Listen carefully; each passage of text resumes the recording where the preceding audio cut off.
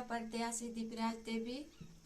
मेरा चुनाव चिन्ह आदमी व पाल युग नौका छाप है। क्रमांक संख्या 6। आप चुनाव क्यों लड़ना चाहती हैं? मैं चुनाव इसलिए लड़ना चाह रही हूँ कि मेरा पंचायत में गरीब तक योजना नहीं पहुँचने पा रहा है, इसलिए मैं चुनाव लड़ना चाह रही हूँ। गरीब गरीबे रह जा रहा है, अमीर आदमी अमीर हो रहा है, अमीर जीत रहा है, अमीर को देख रहा है। गरीब को तो कुछ नहीं समझ रहा है कि क्या समस्या है। जो सरकार के यहाँ से योजना आता है वो अमीरे तक रह जाता है, गरीब तक नहीं जाता है। मैं इसलिए लड़ना चाह रही हूँ कि गरीब गरीब का हाल जानता है, अमीर अमीर का हाल जानता है।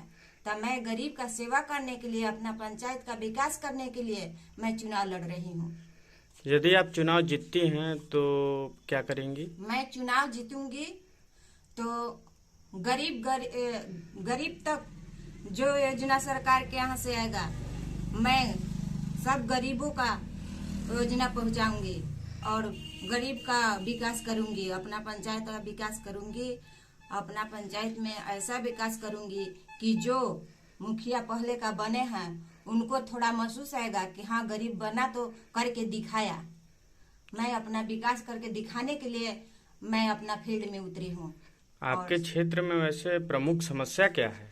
मेरा फील्ड में प्रमुख समस्या यही है कि जो पैसा कमा रहा है, पैसा दे रहा है, उसी तक योजना पहुंच रहा है। गरीब तक योजना कभी नहीं पहुंच रहा है। गरीब गरीबे रह जा रहे हैं। चापाकल खराब है तो वहाँ बनवाने के लिए गरीब का पास पैसा नहीं है तो नहीं बनने पा रहा है। चापाकल खराब है और लगल है, जल मीनार लगल है तो वो भी जल मीनार खराब है। और जगह जगह पे लाइट नहीं है, कहीं लाइट नहीं लगा है। यहाँ पे लाइट कम से कम मोड़ मोड़ पर तो ही होना चाहिए, यहाँ कहीं नहीं है। इसलिए मैं चुनाव लड़ना चाहती हूँ कि अपना गांव का विकास करें, अपना गांव का रोशन करें, ताकि अब मेरा गांव का आदमी बोले कि हाँ गरीब आदमी जीता तो गरीब का देखा। आप इस संदर्भ में आप क्या कहना चाहते हैं चुनाव से रिलेटेड? हमारे यहाँ जो संग्रह खुर्द पंचायत में जो पिछले मुखिया प्रतिनिधि या प्रत्याशी के द्वारा चलाया गया, उसमें आप यकीन नहीं मानेंगे हमें कहने से। आप एक एक जनता से जाके मिलके वाकिफ हो लीजिए कि एक भी जनता इस पूरे 7 साल में खुश नहीं है। सभी दुखी हैं।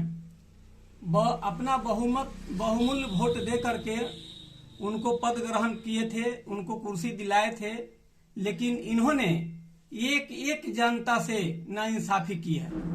इसका रिजल्ट आपको आने वाला चुनाव को रिजल्ट सुनने के बाद मालूम हो जाएगा कि इन्होंने जनता के साथ क्या किया है। एक्चुअली हमारे यहाँ बहुत सारे स्कीम हुए हैं जो डॉक्यूमेंट पर हैं, लेकिन धरातल पर एक भी स्कीम नहीं उतरा है।